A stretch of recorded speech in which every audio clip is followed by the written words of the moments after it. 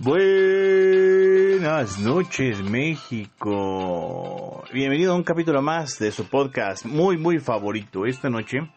tenemos como tema principal el tratado internacional más importante que México ha firmado en tema de derechos humanos, y es el Pacto de San José. Pero antes de eso,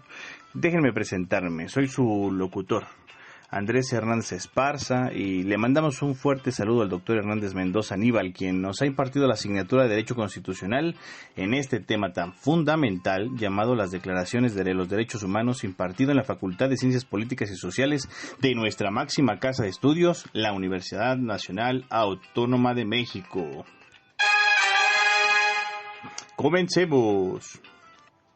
Pero como les decía, el tratado más importante que México ha firmado en tema de derechos humanos es la Convención Americana sobre los Derechos Humanos, también conocida como el Pacto de San José.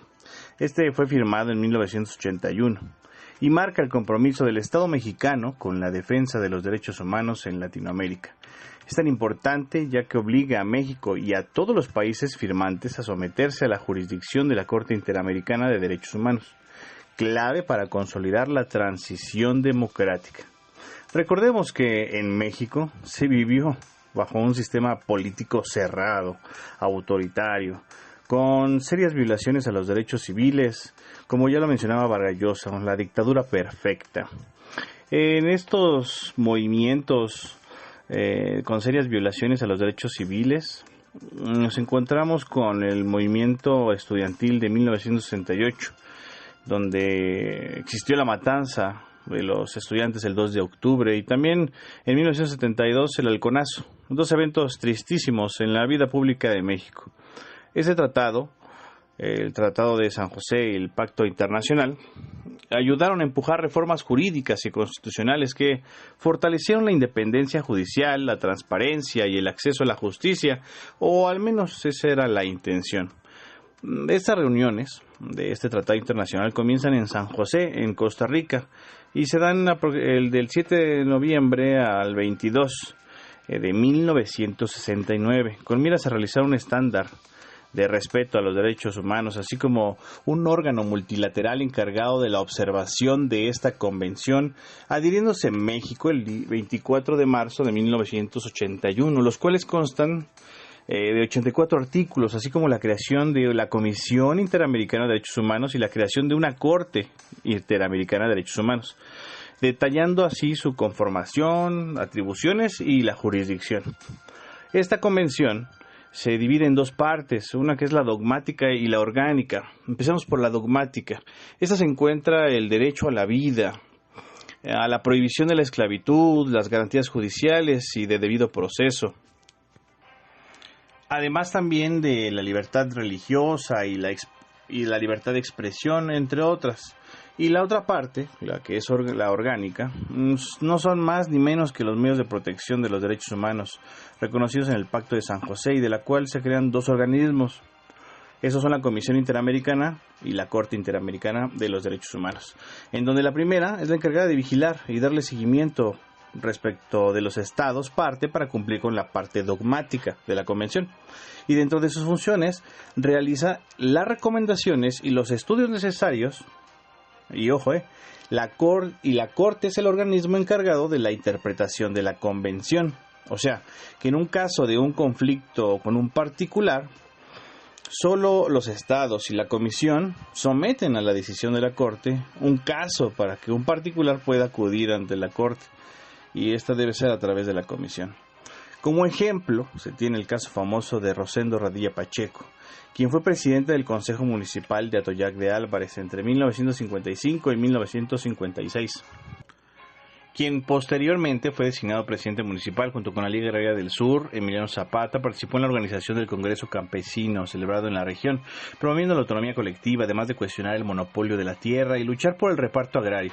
Bueno, el día 25 de agosto de 1974, mientras realizaba un viaje, fue detenido por un retén militar y desapareció por soldados en el estado de Guerrero.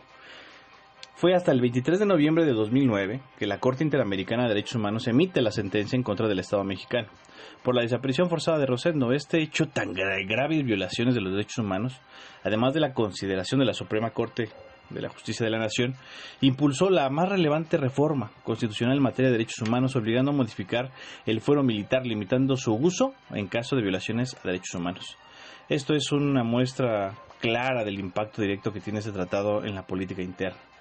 El tratado también ha impulsado la reforma constitucional en derechos humanos de 2011, que modificó el artículo 1 de la Constitución, estableciendo que todas las autoridades mexicanas deben respetar los derechos humanos reconocidos, no solo en la Constitución, sino en los tratados internacionales firmados por México.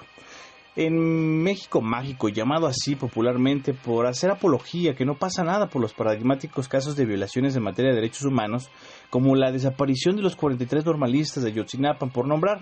el más reciente, en donde aún no se esclarece su paradero, y las contradictorias novelas de la verdad histórica que también son de resaltar el hecho de que pasó en el estado de Guerrero. Esto es una clara muestra del grado de impunidad y que si no se atiende afectará a generaciones futuras con mayor fuerza. Este hecho no se puede tolerar más, ni un momento más, y esto nos indica que se necesita redoblar esfuerzos para poder tener una sentencia más compensatoria y con mayor rapidez, no como en el caso de Rosendo, que pasó más de 35 años para dictar una sentencia. En conclusión, se necesita mayor presión ciudadana para otorgarle un poder exclusivo al colegiado de magistrados que velen por garantizar los derechos humanos en México,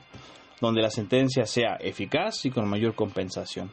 Además de abrir canales de mayor difusión, como por ejemplo este canal, ya que estamos demasiado atrasados en el conocimiento de nuestros derechos y por ende en la defensa de ellos. Quisiera destacar también que se necesita una corte y una comisión internacional, ya que el apoyo es fundamental de todas las naciones. Y como ejemplo, pongo el caso del estudiante de Hong Kong, Joshua Wong, quien se enfrenta a la máxima potencia comercial que es China, y de la cual no se tiene más datos, solo que fue apresado por 13 meses en Hong Kong. Por último, le recomiendo ver su documental en Netflix, donde nos muestra cómo sí es posible marcar una diferencia para bien, ya que un movimiento estudiantil que lo llevan llamado escolástico lo convierten en un partido que se llama Demóstito, que en 2006 ganan un puesto en el Consejo Legislativo, demostrando que la unión de los ciudadanos por el bien común